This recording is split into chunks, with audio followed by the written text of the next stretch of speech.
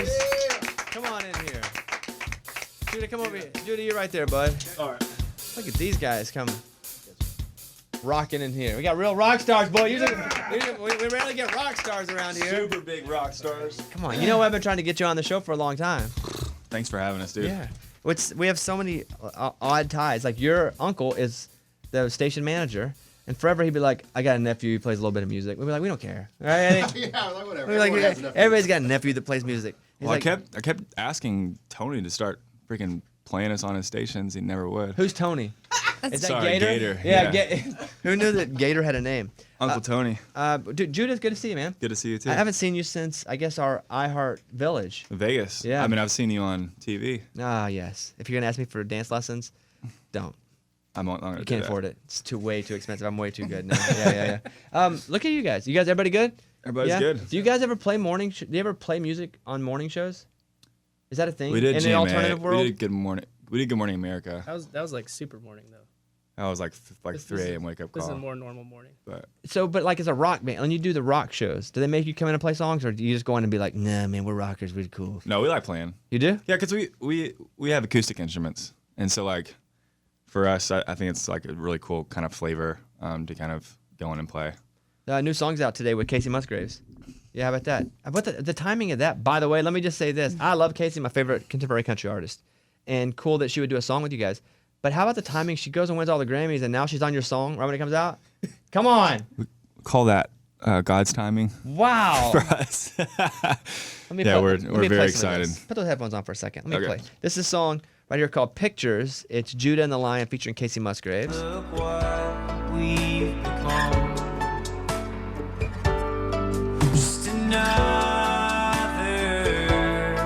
sad song of a love gone wrong.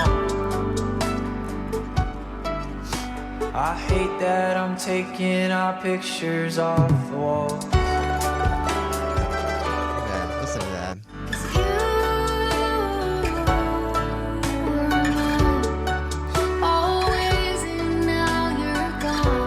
How do you get Kacey to do a song with you? Do you reach out to her people? You go to her house? How does that work?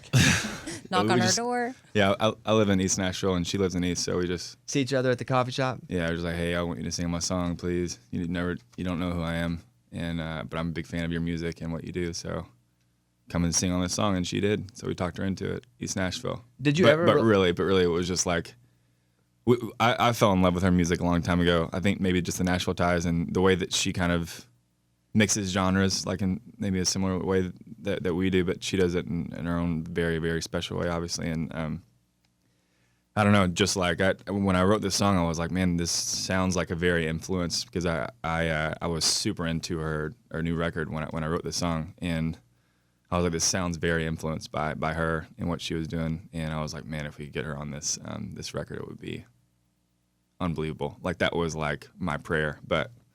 I bet when she says yes, you're like, fact holy that it crap, happened right? was just like, oh, thank God. Yeah, it was unbelievable. Did you do any of the studio stuff at the same time, or were you up there at all? Or did she just send you a perfect Yeah, track?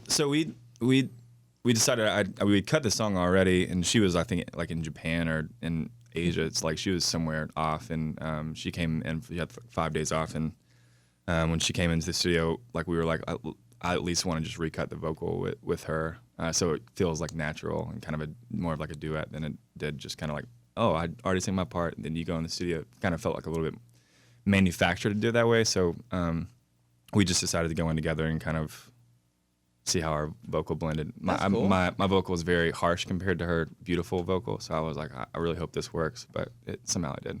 If a bunch of our listeners, and a lot of our listeners probably aren't familiar with Judah and the Lion, how would you describe your sound? We've always struggled to say that, because that's what people say, like at the beginning is, you need when you're an Uber driver and you're in an elevator, like, and somebody asks you like what kind of music you play, you need to have an answer. That's the typical, so you can like sell them on it. And we were like, well, we've never been really good salesmen. So our last record, we decided just to call it folk hop and roll, and Folk, hop, and roll. Folk, hop, and roll. Hip hop, and rock and roll. yeah, Got a it? little bit of a little bit of everything. The way that we all met in college about 6 years ago, and you know, we all have different backgrounds. Not that we need to go into all of that, but between the three of us, you know, we kind of represent almost every genre. There's not a genre I don't think that between the three of us that we don't really like. You got a banjo in here. Hit that banjo for a second, will you? Come on. So are you the folk, the hop, or the roll? Like, if y'all each represent a genre, who fits into what kind of That's a category? good question. Yeah, I think it's like, sure. No, you have to answer. Which one are you? Folk or hip hop or rock and roll? Say it. I don't want to say folk, but that's the easy You do have the band. Which You one? do Which have one the are you, banjo, Judah? Are you the yeah. hip hop? I think a hip hop. Yeah, Yeah. I would like to be. I don't know if I have enough swag for that, but I'm trying. Yeah. And then Brian would probably be the rock and roll. Now look at you guys.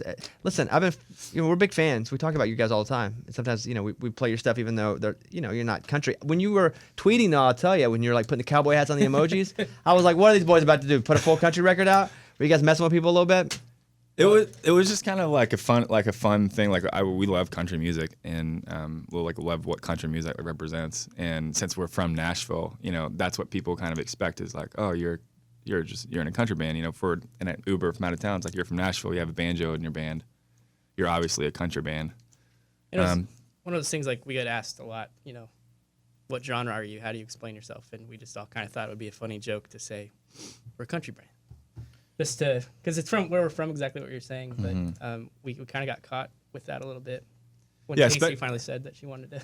And especially like overseas too. It's like if you're from Nashville, overseas, it feels like a lot of times, the typical answer would be like, yeah, we're a country band.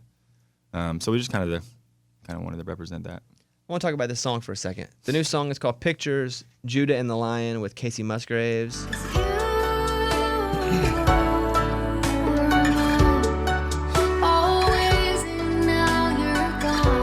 Tell me about the song. What's it mean? Yeah, so this song is kind of have a little bit, I guess, heavy in context. It kind of sets up the story of the record a little bit, and that's the reason why we wanted it to come out kind of before the rest of the content comes out. But the bulk of the record is kind of, a very personal kind of affair for me. My family, I grew up in Cookeville, Tennessee, which is, shout out to the 931 back home. The 931? Yeah. How many people live in Cookeville? How many people? Yeah. Well, it's a college town, so maybe like 50,000. Oh, okay. All right. Like small, big. Like we were the big town. You were Like- town? Big town, big city. Yeah, I had small town. city. But Like when you're a small town, I know it's like that. I feel that because I feel like I went to a university that was in a small town. Like I went to Texas A&M in College Station, small town, but the university made it big. Made it big. Yeah, But that's still kind of small. like what it is. And Yeah. and like we we're the city that had the Walmarts that the other small towns, probably the real small towns, kind of came to. So it kind of felt like a big city, like to me growing up. But really, like when you move to Nashville, you realize like kind of grew up like a little bit of a redneck, which is cool, which I represent that. But anyways, just go back to the story. Like I grew up with an amazing family, very close with my parents and family and being close with cousins and uncles and aunts and my parents, brothers and sisters is so important. And my family we caught ourselves in the middle of this storm in the last like 5 to 10 years, I would say, and it kind of culminated to my parents getting divorced a couple years ago. And I don't know, it was just like, especially doing as much traveling as we were doing at the time, and kind of seeing both my parents individually, go through so many like hard things, and me and my siblings were kind of like, what the heck is happening to our quote unquote like really solid parents. And the bulk of the record has a lot to do with just my own kind of struggles within that, and really kind of wanting to, I don't know, like when you go through that as a 26-year-old, that's hard. But I was thinking a lot about like if you're going through that, like for instance, my wife, like never really knew her dad, and there's so many stories in the world that you hear of just broken families. And as a 26-year-old, somewhat kind of mature dude, like it rocked my world in a way that I wasn't almost prepared for. Like I said, especially like the amount of traveling we were doing, and kind of just having to like process all that was going on, back home. And so I was just very much in the midst of my own head and like in a selfish way, just because kind of like going through my own like disaster in my life, just because, we had a lot going on with the band, a lot of good, really cool stuff happening. But in the midst of all of that, like I felt like I was dying inside because my family back home was falling apart essentially. And I had this moment with both my mom and my dad, and this song particularly came out after I was kind of, like I said, in my own story, in my own head, and my mom called me when she was packing up the things in our house, our childhood home that we lived in, and she just broke down and just started bawling, crying, and was just saying, I can't do this. Like it's so hard to like pack this stuff up.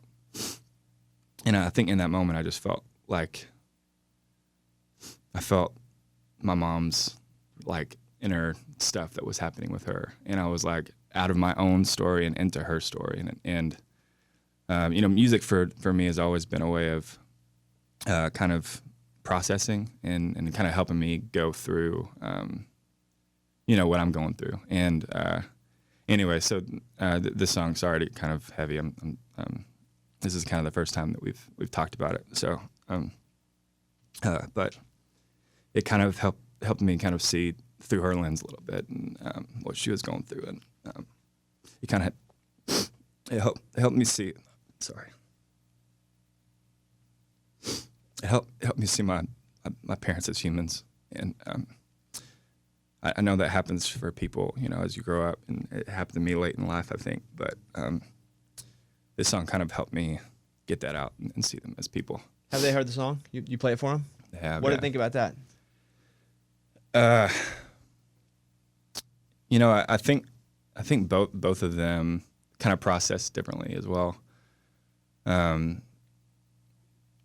They say that they really like the record. They say they really like the song. I think it kind of represents, they were high school sweethearts, and I think a lot of ways, they I think just relate to the story, and in my perspective, kind of, I don't know, allows them to see from where I'm coming from too. Upcoming album, Pep Talks. So what's the deal? When's that the whole thing, the whole package? We know yet? So I guess we're leaking. Are we leaking it? I have my manager over there, so I'll just make sure that we can leak it. But we're on your show, so we can do whatever we want, right? Whatever you want. We have family in the house, Yeah. so May 3rd. May 3rd. We have a leak. Yes. We have a leak right here. That felt good to say. Yeah. First time you've been able to say it? We'll give you the link to leak it. Actually leak it. Oh, sweet. That'd be tight. Isn't that crazy? Back in the day, everything used to get leaked like crazy, right? Yeah, I mean, looking back in the music industry back in the day, it's crazy. People would steal a CD. Yeah, Like but that's from- kind of tight though.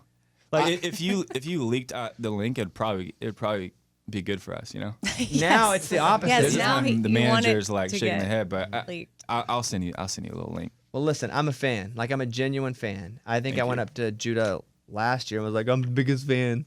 And he was like, hey, guy, you're like 8 or 9 years older than me. Relax. And I was like, all right, I'm still your biggest fan, Judah.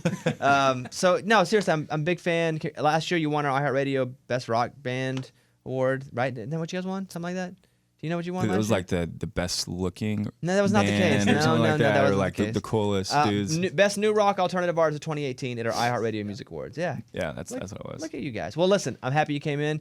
I appreciate you being so vulnerable and sharing your story, not just through music, because that's one whole avenue. Then you got to talk about it. That's another one. Like, I get it. So I appreciate your honesty and vulnerability. And Yeah, thanks so much, and we're big fans of you as well. Like we love what you represent and what you're doing. Like Yeah. more than just the what do I represent? what you're doing here. What do I feel like represent? you represent like the good things of the world. Yeah, I like that. Yeah, come on. All the stuff that I you're doing appreciate that. for more than just music, which is No, thanks. which is what we try to do too. Thought so. you were gonna make fun of me. I appreciate that you did. And that. you're a douche. you know- Yeah. I think that too. I was gonna say your dance moves, Oh, but okay, good enough. Judah and the Lion. Follow him on Instagram at Judah Judah and the Lion. New song out now. It's Pictures with Kacey Musgraves, and the record comes out in May the 3rd. May the 3rd. right before Cinco de Mayo. Right before, 2 days before. It's a little Yes, easy. yes. Yeah. All right, Judah and the Lion. Thank you guys. Good to see Yeah. you guys. There they are, Judah and the Lion. Everybody back in 1 second. It's a Bobby Bones show.